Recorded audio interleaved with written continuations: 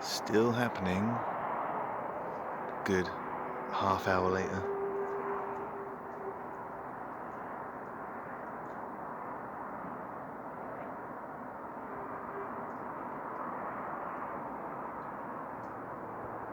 Seems to be coming from one particular direction.